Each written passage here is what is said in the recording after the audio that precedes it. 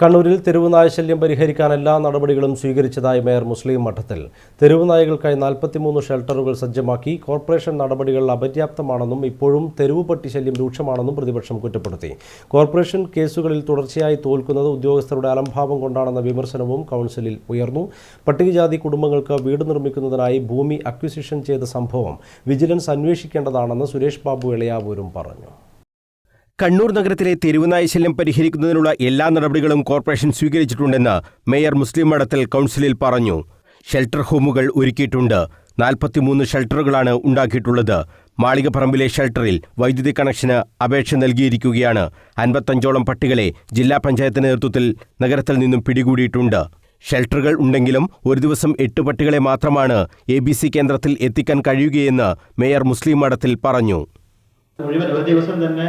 കണ്ണൂർ കോർപ്പറേഷനിലെ മുഴുവൻ പട്ടികളെ പിടിച്ചു കൊണ്ടുപോയി വന്ധ്യംകരണം നടത്താനോ അതായത് ഷെൽട്ടർ ഹോമിൽ താമസിപ്പിക്കാനുള്ള സംവിധാനം ഇല്ല എന്നുള്ളതാണ്. അങ്ങനെ സാധ്യമല്ല എന്നുള്ളതാണ്. അപ്പൊ അപ്രായോഗികമായത് ഇവിടെ പറയാൻ കഴിയില്ല. പ്രായോഗികമായത് ഇവിടെ ചെയ്യുന്നുണ്ട് എന്നാണ് തുടക്കത്തിൽ വളരെ കൃത്യമായി പറഞ്ഞത്. തെരുവുനായ ശല്യം പരിഹരിക്കുന്നതിന് ആരാണ് നടപടി എടുക്കേണ്ടതെന്ന ചോദ്യവുമായി മുൻ മേയർ ടി.ഒ. മോഹനും രംഗത്തു വന്നു. സംസ്ഥാന സർക്കാർ ഇക്കാര്യത്തിൽ എന്തുകൊണ്ട് നടപടിയെടുക്കുന്നില്ല എന്നും അദ്ദേഹം ചോദിച്ചു. തമിഴ്നാട് സർക്കാർ ജല്ലിക്കെട്ട് നിരോധിച്ചത് നിയമം കൊണ്ടുവന്നാണ്. എന്തുകൊണ്ട് അത്തരമൊരു നിയമം തെരുവുപട്ടികളുടെ കാര്യത്തിൽ സംസ്ഥാന സർക്കാരിന് കൊണ്ടുവന്നുകൂടാ എന്ന് എൻ പ്രശാന്ത് IAS ചോദിച്ച കാര്യം ടി.ഒ. മോഹനൻ കൗൺസിലിൽ ഉദ്ധരിച്ചു.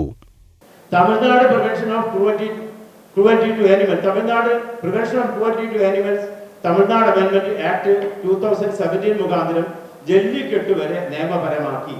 പല സംസ്ഥാനങ്ങളും ഗോവധം നിരോധിക്കുന്നതും ഈ അധികാരം ഉപയോഗിച്ചാണ്. എന്തിന്? Keralam 1968 Kerala animals and birds sacrifices prohibition act നിയമം പാസ്സാക്കിയിട്ടുണ്ട്. ABC ചട്ടങ്ങൾ ലഘൂകരിക്കാനും നമുക്കാവും. എന്നാൽ ആ നിയമം നിർമ്മിച്ചിരിക്കുന്നത് ആനിമൽ ബർത്ത് കൺട്രോൾ എന്ന ലക്ഷ്യത്തോടെയാണെന്ന് മനസ്സിലാക്കണം. പേര് സൂചിപ്പിക്കുന്നത് പോലെ അത്തരമൊരു നിയമത്തിൽ വന്ധ്യംകരണമായിരിക്കുമല്ലോ അനുവദിക്കുക. ABC കേന്ദ്രം ഒരുക്കുന്നതിന് നാട്ടുകാർ തന്നെയാണ് എതിർപ്പുയർത്തുന്നതെന്ന് മന്ത്രി തന്നെ വ്യക്തമാക്കിയിട്ടുണ്ടെന്ന് സുരേഷ് ബാബു എളയാവൂരും പറഞ്ഞു.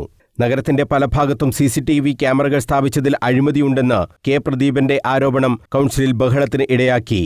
ജില്ലാ ഭരണകൂടം നിശ്ചയിച്ച തരത്തിലുള്ള ക്യാമറയാണ് വെച്ചതെന്ന് deputy mayor advocate P. Indira മറുപടി നൽകി. തെരുവുപട്ടികളെ നിയന്ത്രിക്കുന്നതുമായി ബന്ധപ്പെട്ട് കോർപ്പറേഷൻ നടപടി സ്വീകരിക്കുമ്പോൾ മൃഗസ്നേഹികൾ വെല്ലുവിളിക്കുകയാണെന്ന് ഡെപ്യൂട്ടി മേയർ പറഞ്ഞു. പട്ടികളെ പിടികൂടുന്നത് ഒന്ന് കാണണമെന്നാണ് അവരുടെ വെല്ലുവിളി. തെരുവുനായ ശല്യം പരിഹരിക്കുന്നതിന് ആത്മാർത്ഥമായ ഇടപെടലാണ് കോർപ്പറേഷൻ നടത്തിയതെന്നും മേയർ പറഞ്ഞു. പട്ടികജാതി കുടുംബങ്ങൾക്ക് വീട് നിർമ്മിക്കുന്നതിനായി ഭൂമി ഏറ്റെടുത്തതുമായി ബന്ധപ്പെട്ട കേസിന്റെ നടത്തിപ്പിൽ ഗുരുതര വീഴ്ച ഉണ്ടായെന്ന് വികസന standing committee chairman P.K. Ragesh കൗൺസിലിൽ ആരോപിച്ചു. കേസുകൾ തുടർച്ചയായി തോൽക്കുന്ന സാഹചര്യം പരിശോധിക്കണം. ഭൂമി ഇടപാട് സംബന്ധിച്ച് അന്വേഷണം വേണമെന്ന് വിദ്യാഭ്യാസ standing committee chairman Suresh Babu എളയാവൂരും ആവശ്യപ്പെട്ടു. ഇക്കാര്യത്തിൽ വിജിലൻസ് അന്വേഷണത്തിന്റെ സാധ്യത പരിശോധിക്കണമെന്നും അദ്ദേഹം ആവശ്യപ്പെട്ടു. News bureau, Kannur.